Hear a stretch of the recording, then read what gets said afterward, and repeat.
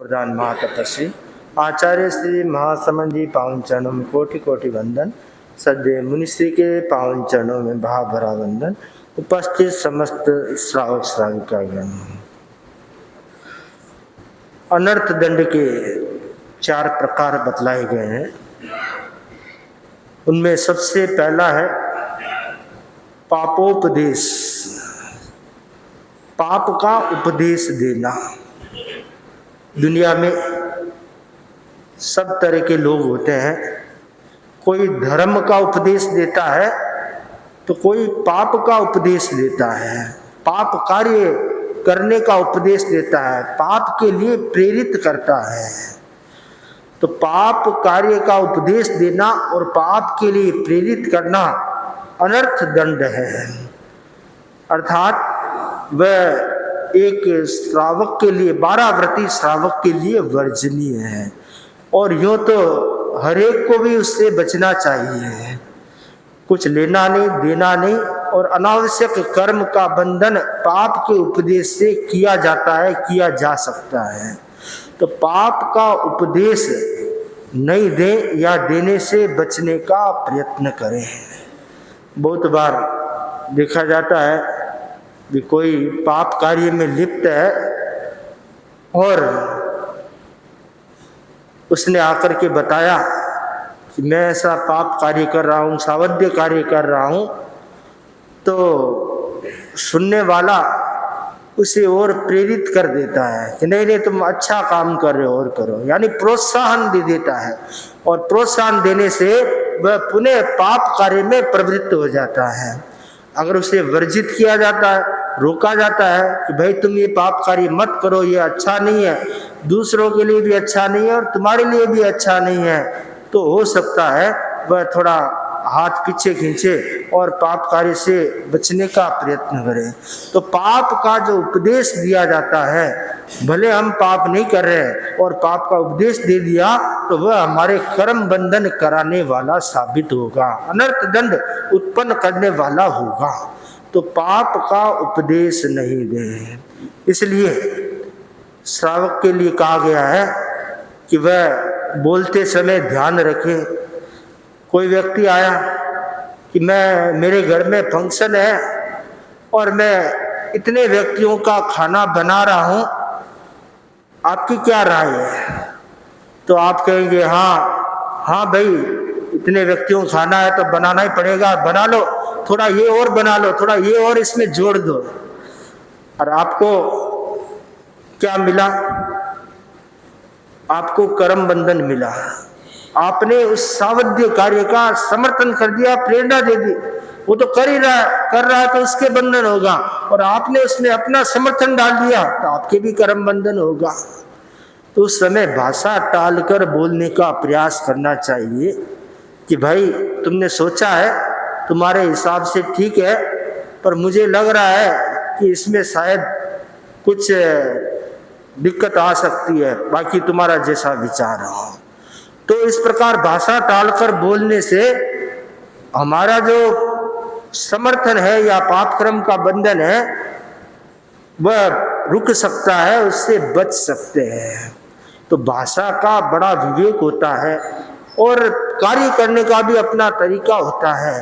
तो कार्य करने में भी अगर सावधानी रखे तो वह बच सकता है। खेसी जी स्वामी जब गृहस्थ में थे, कपड़े का व्यापार करते थे, दुकान थी। कपड़े में क्या होता है, ऊपर कपड़ा रखा हुआ है तो सीधा नीचे फेंक देते हैं, थान का थान फेंक देते हैं। थान तो फेंक दिया, पर फेंकने से वायु काय के जीवों की हिंसा होती है, अजैना होती है। तो खेसी जी स्वामी थान को फेंकते नहीं थे, धीरे से उतार कर धीरे रखते थे। क्यों? कि व्यापार करना तो आवश्यकता है, पर थान फेंकना जरूरी नहीं है, उसे तो धीरे से उतार कर भी रखा जा सकता है। तो वह अनर्थ दंड, अनावश्यक हिंसा से बच जाते थे। मतलब बचने का दृष्टिकोण होता है तो व्यक्ति अपने आप को अनावश्यक हिंसा से बचा सकता है। तो अनर्थ दंड का पहला प्रकार है पापोपदेश, पाप का उपदेश नहीं देना।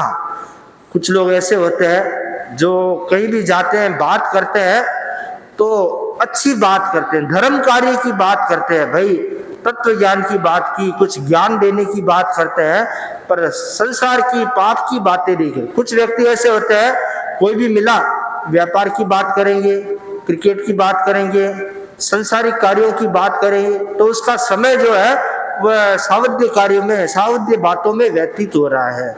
अगर वही उसको तत्व ज्ञान के साथ जोड़ दिया, धर्म के साथ जोड़ दिया, कुछ अच्छी बात के साथ जोड़ दिया, तो वह पाप का बंधन नहीं करेगा, निर्जरा का लाभ उठा लेगा और सामने वाले कुछ ज्ञान दे देगा। तो जरूरी है कि पाप के उपदेश से बचने का प्रयत्न करें। दूसरा जो बिंदु बताया गया है वह आर्त और रौद्र ध्यान।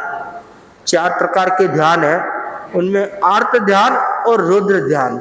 जब जब भी आर्त ध्यान और रौद्र ध्यान होता है तब पाप कर्म का बंधन होता है। तो आर्त ध्यान और रौद्र ध्यान से बचने का प्रयास करेंगे। परिस्थिति कोई कैसी भी आए, परंतु ये सोचें कि मैं धर्म ध्यान में रहूं, शुभ ध्यान में रहूं।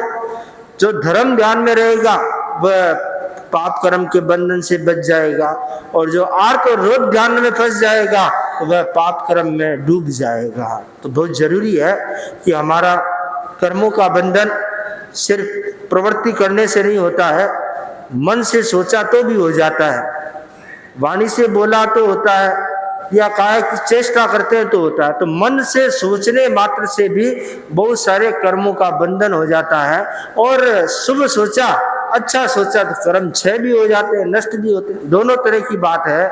तो आर्त ध्यान और रौद्र ध्यान से बचे। तीसरा जो बिंदु बताया गया है अधिकरण दान। अधिकरण दान का मतलब है पाप साधनों का दान देना, ऐसी चीज का दान देना जिससे हिंसा बढ़ती हो, पाप कार्य बढ़ता हो, दूसरों को ऐसी चीजें के लिए प्रेरित करना जिससे हिंसा का कार्य बढ़ता हो। अब कई बार सेवा कार्य करते हैं लोग और सेवा कार्य में विवेक नहीं रहता है, तो वह पाप कर्म के बंधन का निमित्त बन जाता है। उदाहरण के तौर पर अब किसी ने मछुआरों को जाल वितरित किए, जाल का दान दिया। जाल क्या काम आएगा? जाल तो मछलियों को पकड़ने में काम आएगा, पंचेंद्रिय जीव की हिंसा का निमित्त बनेगा। तो अगर जाल, आप तो खुश हो रहे हैं, देने वाला खुश हो रहा है कि मैंने तो उनकी सहायता की है, जाल का दान दिया है, परंतु जाल का दान तो दिया है पर साथ ही साथ पाप की गठरी बांधने का साधन भी दे दिया है। तो वो लोग तो पाप बांधेंगे, आपने दिया है तो आप भी उसमें निमित्त बन रहे हैं, आपके भी पाप कर्म का बंध हो रहा है। तो पाप कार्य जिससे हो वैसे वस्तुओं का दान जो देता है वह अनर्थ दंड हिंसा का भागी बनता है। कोई बहने बाजार जाती है, बाजार से चाकू लाना है कि भाई चाकू की धार अच्छी है और दाम भी ठीक है, 2 चाकू तो मेरे घर में काम आ जाएंगे, 2 चाकू मेरी पड़ोसन के लिए ले जाऊं। अरे भाई उसने बोलाया है क्या? उसने बोला है क्या? नहीं बोला तो नहीं है, पर चाकू लाया है तो चाकू क्या काम आएगा? सब्जी बनाने में काम आएगा, छेदन भेदन में काम आएगा। तो आप अनावश्यक रूप से अनर्थ दंड के भागी हो रहे हैं, पाप कर्म का बंधन कर रहे हैं। क्यों? कि अनावश्यक रूप से बिना मंगाई उसको लाके दे रहे हैं और वह चाकू हिंसा का निमित्त बनेगा, हिंसा का कारण बनेगा। तो अधिकरण दान, जिससे हिंसा हो, पाप हो, ऐसी वस्तुओं का दान देना या उसके लिए प्रेरित करना, वह भी अनर्थ दंड का निमित्त बनता है। चौथा जो बिंदु बताया गया है वह प्रमाद आचरण, प्रमाद का आचरण करना। प्रमाद क्या है? निंदा, चुगली, विकथा, कसाय आदि आदि जो प्रवृत्तियां हैं वो सब प्रमाद के अंतर्गत आती है। आपके पास समय है तो आप स्वाध्याय करो, जाप करो, बैठे हैं तो भगवान का नाम लो, नौकार मंत्र का जप करो, आपका समय शुभ समय व्यतीत होगा, धर्म ध्यान में व्यतीत होगा, पाप कर्म क्षय होगा। और वही बातें कर रहे हैं, किसी की निंदा कर रहे हैं, आलोचना कर रहे हैं, चुगली कर रहे हैं, सांसारिक भौतिक बातें कर रहे हैं, तो उससे पाप कर्म का बंधन होगा। तो समय को कैसे व्यतीत करें? प्रमाद में मत व्यतीत करो, अप्रमाद में व्यतीत करो, प्रमाद में नहीं जाए। समय कितना है? रोज का 24 घंटा होता है। 24 घंटा में धर्म ध्यान में कितना समय जाता है? सामान्यतः आदमी 1 समाई करता है, 2 समाई करता है, बाकी समय अधिकतर समय प्रमाद में व्यतीत होता है। तराजू के 2 पलड़े हैं, एक पलड़े में धर्म ध्यान रखो और एक पलड़े में संसार की गतिविधियां या प्रमाद को रखो। कौन सा पलड़ा भारी होगा? प्रमाद वाला पलड़ा भारी होगा। क्यों? उसमें 20 घंटा जाते हैं, 22 घंटा जाते हैं, 23 घंटा जाते हैं, तो प्रमाद का पलड़ा भारी हो जाएगा। और भारी होगा, प्रमाद से जीव भारी होगा तो कहाँ जाएगा? भगवान से पूछा गया कि जीव नीचे क्यों जाता है? नीचे क्या है? नरक है। तो नीचे क्यों जाता है? तो कहा जीव भारी होता है इसलिए नीचे जाता है। कि जीव ऊपर क्यों जाता है? मोक्ष में क्यों जाता है? कि जीव हल्का होता है इसलिए ऊपर जाता है। तुम्बा है और तुम्बे पर मिट्टी का लेप लगाया, 1 लेप, 2 लेप, ऐसे 5, 10, 20 लेप लगा दिए और उस लेप लगा करके सूख गया, मिट्टी से भारी हो गया तुम्बा, और उस तुम्बे को तालाब में डाला तो वह तुम्बा पानी में डूब जाएगा। जैसे जैसे तुम्बे की मिट्टी उतरेगी, पानी से गीला होगा, मिट्टी उतरेगी और पूरी मिट्टी उतर जाएगी, तुम्बा ऊपर आ जाएगा, पानी में तैरने लग जाएगा। तो जब तक भार था तब तक डूबा हुआ था और भार हट गया वह तैरने लग गया। तो जीव भी वैसे ही है, पाप कर्म से भारी होता है तो वह नीचे जाता है, नीचे की ओर गति करता है, अधो दिशा में जाता है। और पाप कर्म जैसे जैसे हल्के होते हैं, जीव भारी हल्का होता जाता है, वैसे वैसे ऊर्ध्व दिशा की ओर गति करता है, कर्म मुक्त हो जाता है तो मोक्ष में चला जाता है। इसलिए कहा गया कि प्रमाद का आचरण करके पाप कर्मों से भारी नहीं बने, जागृत बने। जो जागृत बनता है वह तो लाभ कमा लेता है और जो प्रमादी होता है वह समय को खो देता है और उसे कुछ भी प्राप्त नहीं होता है। एक ब्राह्मण था, बड़ा आलसी था, आलस के सिवाय उसको कोई काम सूझता नहीं था। ब्राह्मण का क्या काम था? पढ़ा लिखा तो था नहीं, अब मांग मांग के खाना, वो मांगने में भी आलसी था। कोई तो भी मांग कर भी पेट भर लेता है। बॉम्बे में एक भिखारी की बात आती है, एक व्यक्ति भिखारी है, बताया गया वो जैन है पर रोज भीख मांगता है। तो उसको परिवार वालों से पूछा गया कि भीख मांगता आप मना नहीं करते? कि हम तो मना करते हैं परंतु इनकी आदत ऐसी होगी है, इनको भीख मांगे बिना आराम नहीं मिलता है, इनका बिजनेस है, धंधा है, और उस भीख से उसने करोड़ों रुपए कमा लिए हैं, उसके फ्लैट है, दुकान है, सब कुछ है, पर भीख मांगने की आदत नहीं जाती है। तो मुनि से तैयार है स्वामी के चेतना में कोटि से वंदन, युग प्रदान आचर्षि महासमुद्र के चेतना में कोटि से वंदन। मुनिवृंद, उपस्थित धर्म प्रेमी भाई और बहनों, दैनिक प्रवचन के अंतर्गत आज का विषय है कैसे सोचे, कैसे सोचे। चिंतन की 2 दृष्टियां हैं, निषेधात्मक दृष्टि और विधायक दृष्टि। आदमी बहुत बार निषेधात्मक दृष्टि से ही सोचता है तो विधायक दृष्टि से नहीं सोचता। निषेधात्मक दृष्टि से सोचने का परिणाम होता है निराशा, हताशा, कुंठा, अनुत्साह, आवेग, कार्य निवृत्ति, कर्तव्य से अपसरण। एक शब्द में कहे, निषेधात्मक चिंतन का परिणाम है असफलता का उदय। जीवन की सफलता में सोच की महत्वपूर्ण भूमिका रहती है। विधायक दृष्टिकोण की महत्वपूर्ण भूमिका रहती है। आदमी जैसा सोचता है वैसा ही उसका व्यक्तित्व बन जाता है। इसलिए व्यक्ति को हमेशा पॉजिटिव सोचना चाहिए, विधायक भाव से सोचना चाहिए।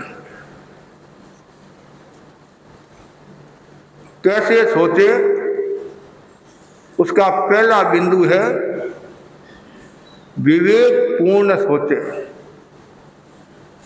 कोई भी आप कार्य करें, कोई भी प्रवृत्ति करें, पहले विवेक से सोचना चाहिए। मैं जो प्रवृत्ति करूंगा उसका क्या परिणाम आएगा। कभी कभी आदमी अविवेक का परिचय दे देता है,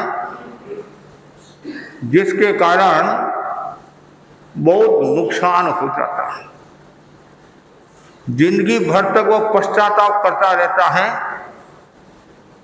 कि महाराज उसमें थोड़ा सा विवेक रखता, विवेक से सोचता तो यह समस्या नहीं आती। इसलिए कहा गया है विवेक पूर्वक सोचे, जागरूकता के साथ सोचे। इसलिए भगवान ने कहा है विवेक में ही धर्म है, विवेक ही धम्माई है, विवेक में ही धर्म है। इसलिए विवेक पूर्वक सोचे। दूसरा बताया है समग्रता से सोचे, संपूर्ण दृष्टि से सोचना चाहिए। केवल कुछ समय के लिए नहीं सोचना, परिवार के लिए नहीं सोचना, समाज के लिए नहीं सोचना, तो फिर किसके बारे में सोचना। परिवार के बारे में नहीं सोचना, समाज के बारे में नहीं सोचना, घर परिवार सब सोचना तो पड़ेगा। आप ही सोचते हैं महाराज। तो यहां बताया गया एकांकी दृष्टिकोण नहीं, समग्रता के साथ सबका सोचना, केवल अपना ही नहीं सोचना। यदि अपना सोचेंगे तो स्वार्थ का भाव आएगा। स्वार्थ का भाव बड़ा ही खतरनाक होता है। इसलिए जो व्यक्ति समग्रता की दृष्टि से चिंतन करने वाला है वो विधायक दृष्टिकोण वाला होता है। और जो समग्रता की दृष्टि से नहीं सोचता है, व्यग्रता की दृष्टि से सोचता है, वो खुद तो दुखी होता ही है, घर परिवार को भी दुखी बना देता है। और उसमें क्या है, वो जो चिंतन होगा वो एकांगी दृष्टिकोण होगा।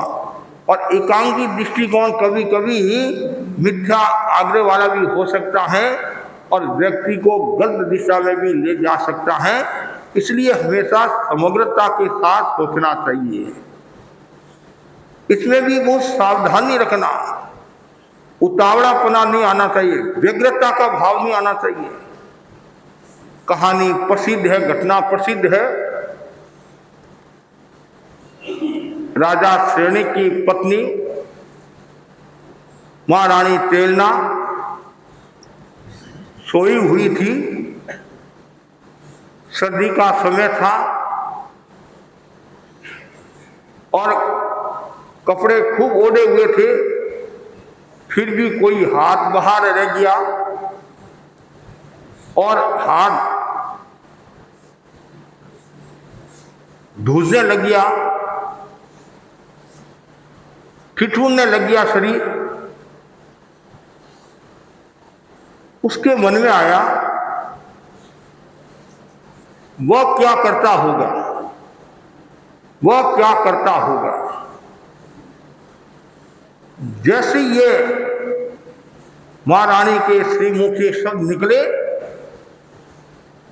महाराजा पास में सोए हुए थे, और उनके कानों में स्वर पड़े, वह क्या करता होगा। तत्काल चिंतन बदला, व्यग्रता का भाव आया, एकांगी भाव आया।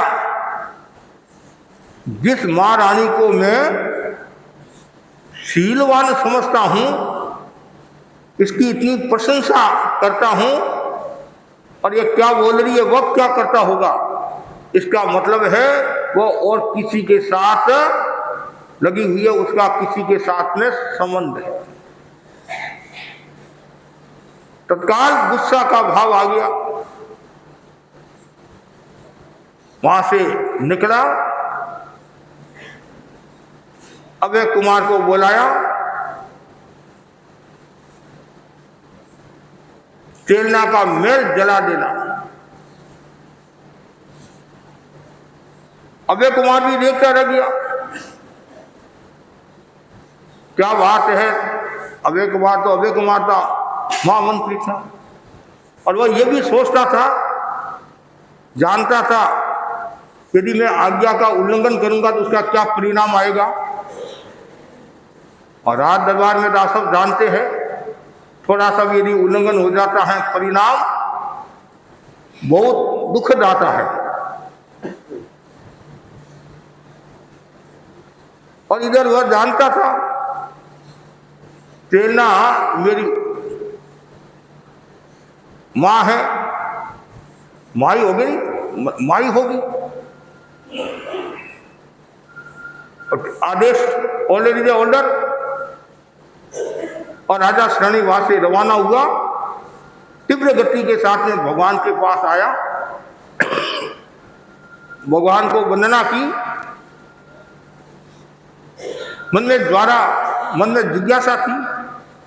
उधर भगवान सती के बारे में बता रहे थे, प्रसंगवश चेलना के बारे में बताया, उसके सतीत्व के बारे में बताया।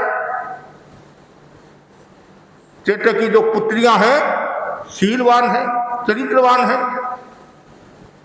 जैसे सुना, कानों में विश्वास नहीं। भगवान भी उसका चेहरा पढ़ रहे थे, आभा मंडल देख रहे थे।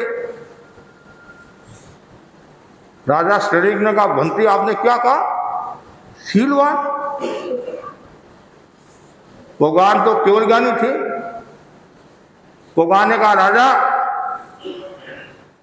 तुमने जो अर्थ निकाला है वो अर्थ नहीं है। वो क्या करता होगा, उसका किसी के साथ संबंध नहीं है। जब वो दर्शन करके वापिस मेला में आ रही थी, रास्ते में मुनिराज को देखा, साधना करे थे, और सर्दी में इतनी बड़ी साधना, महारानी का हाथ बाहर रह गया, और वो सोचती है, मेरे इतने साधन है, इतनी सामग्री है, इतने कपड़े ढके हुए, फिर भी थोड़ा सा हाथ बाहर रह गया, मेरा हाथ कांपने लग गया, शरीर ठिठुरने लग गया। वो मुनि क्या करता होगा, मतलब वो क्या करता होगा, अर्थात मुनि के बारे में वो बोली है, न कि और किसी के बारे में, कि मुनिराज कितनी साधना करे हैं, कितनी सर्दी को सहन करे हैं, और मैं थोड़ा सा हाथ बाहर आ और मैं व्यथित होगी। जैसे ये कहा, राजा तो वहां से भागा, कहीं अभय कुमार ने नुकसान नहीं कर लिया, महल जला नहीं लिया। लेकिन उनको तो महल जलाना था, आदेश था, लेकिन साथ में वो भी सोचता था, जानता था, शीलवान है और राजा बावड़ा है, कुछ भी बोल देते हैं, और मुझे आज्ञा का पालन भी करना है, सतीत्व की, माँ की रक्षा भी करना है। तो क्या किया, झोपड़ी के आग लगा दी, और वो आग पूछने में टाइम, आग एक तो तेज आग, एक धीरे धीरे, तो उसने क्या किया, राजा की आज्ञा का पालन भी कर दिया, और वो जानता था कि सती तो है, चेलना तो सती है, और झोपड़ी से महल तक आग आने में समय लगेगा, समय तो लगेगा। और इधर राजा तेजी के साथ आ रहा, वो धुआं देख रहा है, धुआं देख रहा है। अनर्थ अभय कुमार ने अनर्थ कर दिया, महलों को जला दिया है, और महारानी चेलना राख होगी। और रास्ते में अभय कुमार मिल गया। अभय कुमार आज्ञा का पालन कर दिया, हाँ कर दिया, अनर्थ कर दिया। अभय कुमार बोला, मैंने आपकी आज्ञा का पालन किया है, और मैं जानता था, और मैंने उस हिसाब से किया। झोपड़ी की आग लगाई है, और वो आग आने में यहाँ समय लगी।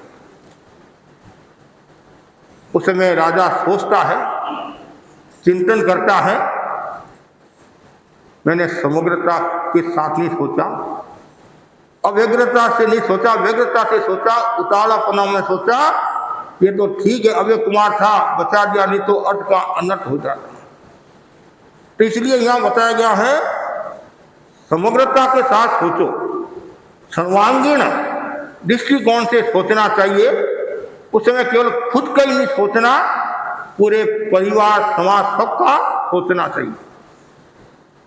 फिर बताया गया कैसे सोचना, विधायक दृष्टि से सोचना, हमेशा पॉजिटिव सोचना चाहिए, नेगेटिव नहीं सोचना।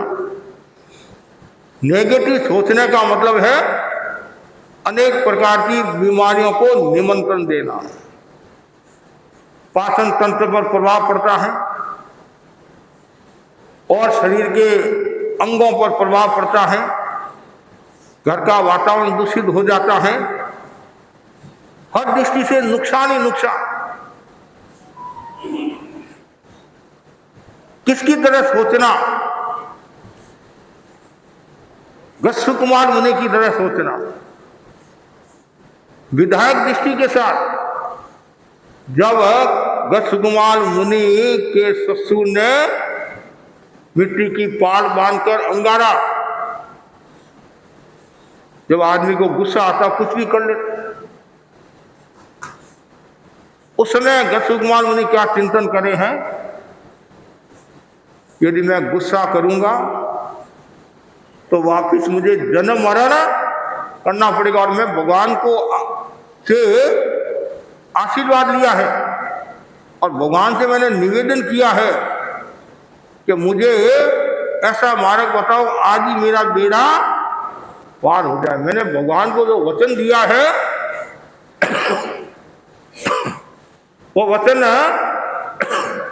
सही होना चाहिए, पर मेरा वचन फलना चाहिए, और वचन में कहीं भी दूसरा भाव नहीं आए। और यदि मैं घर में रहता तो ससुर जी मेरे पाग बांधते, तो ये तो बहुत शुभ बात है, मुक्ति की पाग बांधी है। और विधायक दृष्टिकोण से सोचा, अच्छा सोचा, परिणाम यह आया, कुछ ही क्षणों में सिद्ध बुद्ध मुक्त हो गए। कितने ऐसे लोग हैं, अधिकांश लोग तो नेगेटिव ही सोचते हैं कि इसने मेरा नुकसान किया है और वापिस मैं भी इसका नुकसान करूंगा, और मन में न जाने कितने तरह तरह के विचार आते हैं।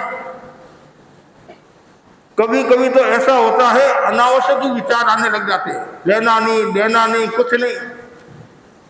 इस आदमी को आपने कभी देखा नहीं, व्यक्ति को देखा नहीं, और देखते ही मन में बुरे भाव आ जाते हैं। तो सोचना विधायक दृष्टिकोण से, और जो अच्छा सोचता है तो उसका सारा कार्य अच्छा होता है। फिर बताया स्वास्थ्य के लिए सोचे, कैसे सोचे, स्वास्थ्य के लिए। स्वास्थ्य का भी अपना मूल्य होता है। साधना करना है तो शरीर स्वस्थ होगा तो ही साधना होगी। बार बार बुखार आता है, खांसी आती है, पेट दर्द करता है, तो कोई भी प्रवृत्ति में काम में मन नहीं लगेगा। स्वस्थ शरीर में स्वस्थ मस्तिष्क का निवास होता है, साउंड माइंड साउंड बॉडी ऐसा कुछ बोलते हैं। तो शरीर को स्वस्थ रखना जरूरी है, स्वास्थ्य को अच्छा रखना जरूरी है। खाली शरीर ही स्वस्थ नहीं, साथ में मन और भाव, तब पूर्ण रूप से व्यक्ति स्वस्थ होता है।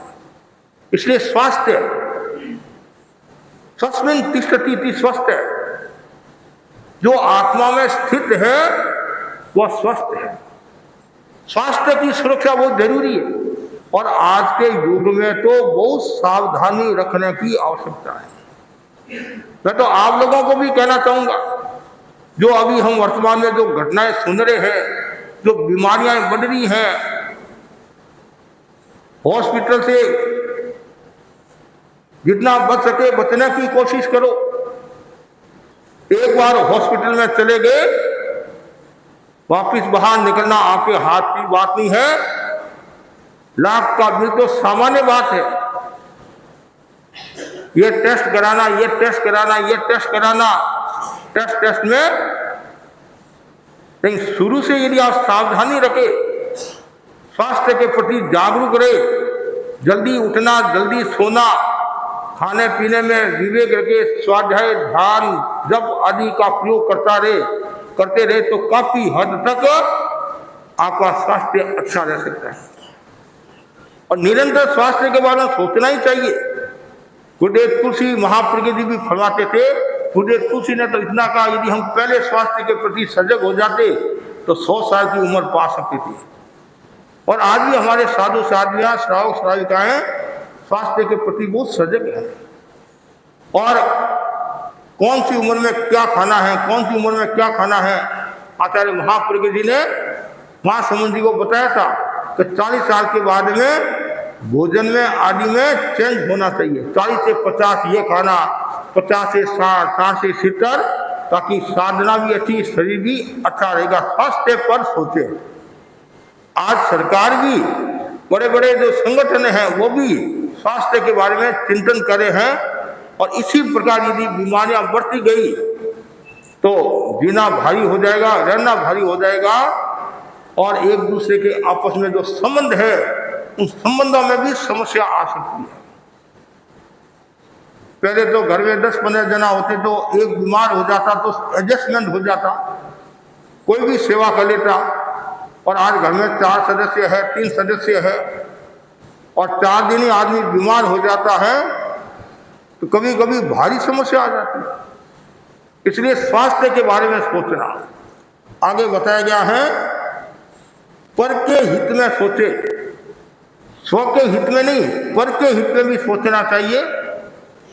केवल बाप अपने बारे में नहीं सोचे, बेटा अपने बारे में नहीं सोचे, अपने जातिजनों के बारे में भी सोचे, पर हित, दूसरों के हितों के बारे में भी सोचना चाहिए।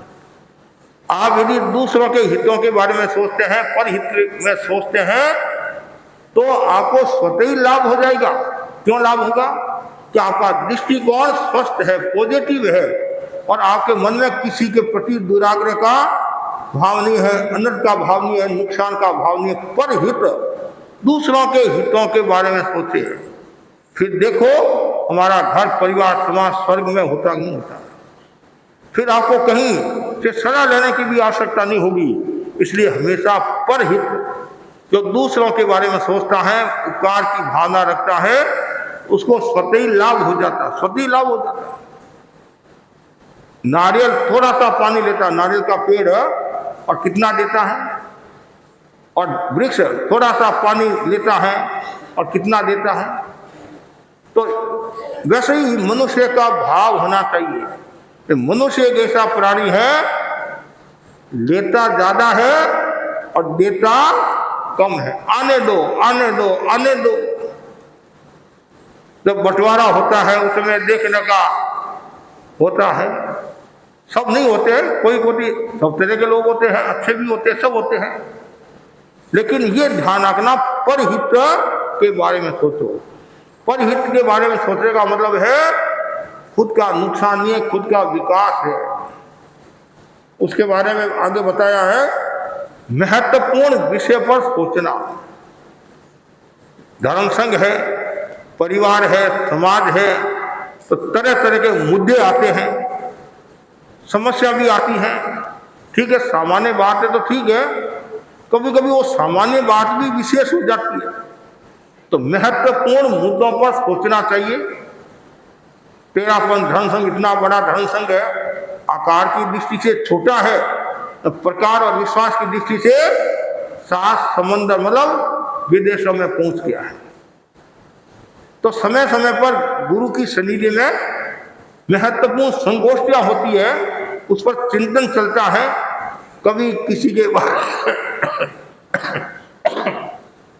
के बारे में वो जरूरी है, चिंतन नहीं करेंगे तो समाज विकसित नहीं होगा, धर्म संघ तेजस्वी नहीं होगा। आचार्य भिक्षु ने जो मर्यादा बनाई, उनमें एक लाइन है नहीं, आचार्य उसी समझे तो मर्यादा में परिवर्तन भी कर सकते हैं। यदि ये लाइन नहीं होती तो फिर विकास कैसे होता? तो ये तो हमारा सौभाग्य है, एक पत्र का संविधान हमारे लिए छत्र का काम कर रहा है, सुरक्षा का काम कर रहा है। और भारत के जितने संविधान हैं और उनमें एड भी होता है और भी कुछ होता है, लेकिन हमारे यहाँ जो एक पत्र का जो संविधान है, और आज पूरे धर्म संघ के लिए एक छत्र का काम और एक औषध का कार्य कर रहा है। तो बहुत जरूरी है महत्वपूर्ण विषयों पर, और चिंतन भी होता है। जैसे आचार्य भिक्षु के समय में हाथ से घी लेने की परंपरा थी। गृहस्थ घी रख देता, महाराज जितनी आपकी आवश्यकता है, हाथ से घी लेने की परंपरा थी। और उसमें साधु संत रात को कैंची सुई कतरनी पास में रखते थे। अनाज का दाना बीच में पड़ा है तो साधु साइड में रख देते थे। लेकिन बाद में चिंतन चला, ऋषि राय ने ये सब बंद कर दिया। उसमें तंबाकू सूंघते थे, ऋषि राय ने इसको बंद कर दिया मनोवैज्ञानिक तरीके से। जयाचार्य ने और महत्वपूर्ण मुद्दों पर चर्चा की, आचार्य तुलसी ने की, महाप्रज्ञ जी ने महासमुद्री करे हैं। तो समय समय पर महत्वपूर्ण विषयों पर सोचना चाहिए, खाली आग्रह नहीं रखना चाहिए। कुछ कहते हैं बस भगवान ने ऐसा ही कहा है, अरे पूरा आगे पीछे पढ़ो, चिंतन करो। नमाज पढ़ना पाप है, क्या कहा? नमाज पढ़ना पाप है, अर्थ का अनर्थ हो जाएगा। लेकिन अगला सब छोड़ दिया, लिखा हुआ था नापाकी में मतलब गंदगी में नमाज पढ़ना पाप है। एक शब्द छोड़ दिया, अर्थ का अनर्थ हो जाता। आगम पढ़ना पाप है, अरे आगम पढ़ना पाप है, लेकिन जहां अस्वाध्याय क्या बोले गंदगी है और नियम के अनुकूल नहीं है, वहां नहीं पढ़ना। लेकिन एक शब्द इधर उधर कर दिया, अर्थ का अनर्थ हो जाता। इसलिए महत्वपूर्ण मुद्दों पर समय समय पर चर्चा होती रहती है धर्म संघ में, तभी धर्म संघ तेजस्वी होता। परिवार में भी चर्चा होती नहीं होती है। पहले बहनें घूंघट में रहती थी, कोई व्यक्ति का स्वर्गवास हो जाता तो महीना 2-2 महीना 3-3 महीना तक कोने में बैठी रहती। और अब समाज ने चिंतन किया, गुरुदेव तुलसी ने नया मोड़ दिया, समाज ने भी चिंतन किया, कितना बदलाव आ गया। और उस समय यदि हम नहीं बदलते और गुरु प्रेरणा नहीं देता तो इतना विकास होता नहीं होता। इसलिए समय समय पर इन मुद्दों पर भी चर्चा होनी चाहिए और सोचना चाहिए। परिस्थिति से अप्रभावित होकर सोचे, परिस्थिति से अप्रभावित होकर सोचना चाहिए। कभी कभी क्या होता है, परिस्थिति से घबरा जाते हैं। कोई किसी ने मुद्दा रखा और आप डर गए, घबरा गए, टेंशन में आ गए, नहीं। तो कितना अप्रभावित होकर सोचना चाहिए। किसी के प्रभाव में नहीं आना, किसी के भाव में नहीं आना। अब प्रभावित होकर सोचोगे तो विकास की संभावना बनी रहती है। क्या सोचना तो जरूरी है, सोचना एक कला है, सोचना एक कला है। अब आप कैसे सोचते हैं वो आप पर निर्भर है। इसलिए यहाँ हमेशा परिस्थिति से अप्रभावित होकर सोचे तो समस्या नहीं आएगी। और आगे बताया गया है ठंडे दिमाग से सोचना, यह सबसे महत्वपूर्ण मुद्दा है। लेकिन महाराज आप फरमाते हैं आपकी बाड़ी है वो सिर माते, कहते नहीं 15 बतर सिर माते हैं, पढ़नाला तो यही गिरेगा। आप कितनी शिक्षा दे दो और हमारे कोई असर होने वाला नहीं है। अरे हमने तो शिक्षा दे दी, और असर होना नहीं होना वो आप पर है। वो आपको सोचना है, यदि आपको बदलना है, घर परिवार को संभालना है तो ठंडे दिमाग से सोचो। ठंडा दिमाग होगा तो वहाँ आग्रह का भाव नहीं होगा, वहाँ अनाग्रह दृष्टिकोण होगा। और जहाँ ठंडा दिमाग नहीं है, उतावलापना है, गुस्सा है, वहाँ आग्रह का भाव। एक व्यक्ति बगीचे में बैठा था, उसने एक पेड़ को देखा, पेड़ पर एक जानवर था और देखा वो लाल रंग का जानवर है। थोड़ी देर के बाद में दूसरा आदमी आया, उसने भी उस जानवर को देखा, हरे रंग का, और दूसरा वो देख हरे रंग का। वो बोला नहीं, हो ही नहीं सकता, लाल रंग का। वो बोला तुम्हारे कहने से थोड़ी मानूंगा, मैंने देखा है हरे रंग का। दोनों आपस में उलझ गए, विवाद शुरू हो गया। इतने में तीसरा आदमी आया, क्यों भाई क्या बात है, क्या बात है, ये समझता नहीं, मैं कह रहा हूँ लाल रंग का जानवर है। वो बोला ये बेवकूफ है, क्या समझता है, साथी बुद्धि नाटी, मैं कह रहा हूँ हरे रंग का है। तीसरा समझदार था, ठंडे दिमाग वाला था, उसने सारा अध्ययन किया। अध्ययन करने के बाद में कहा तुम भी सही हो, तुम भी सही, ऐसा हो ही नहीं सकता है कि जिस समय तुम आए उस समय ये लाल रंग का था, बाद में ये हरे रंग का। ये कौन है, गिरगिट, गिरगिट होता ना, गिरगिट, वो रंग बदलता है। कभी कभी आपको भी कहते थे आप भी गिरगिट की तरह रंग बदलते हैं, जैसा अवसर होता है वैसे ही बात करने लग जाते हैं। कुलरा किधर भारी है, 4 आदमी है और 3 एक ही पक्ष के हैं, जबकि आप सही हो। अब यह बोलने में मजा नहीं। हाँ भाई, कहते नहीं शिला बड़ी के बड़ी, हाँ बड़ी, शिला घटी के घटी, घटी कैसे बड़ी, कैसे घटी, जब गर्मी पड़ी तब बढ़ गई और सर्दी पड़ी तब सिकुड़ गई। ऐसे आदमी भी होते हैं। तो गिरगिट की तरह जो रंग बदलने वाला होता है, समझना चाहिए वह ठंडे दिमाग वाला नहीं होता है एक दृष्टि से। तो जब भी सोचना है ठंडे दिमाग के साथ सोचो। किसी ने आपको कुछ कहा,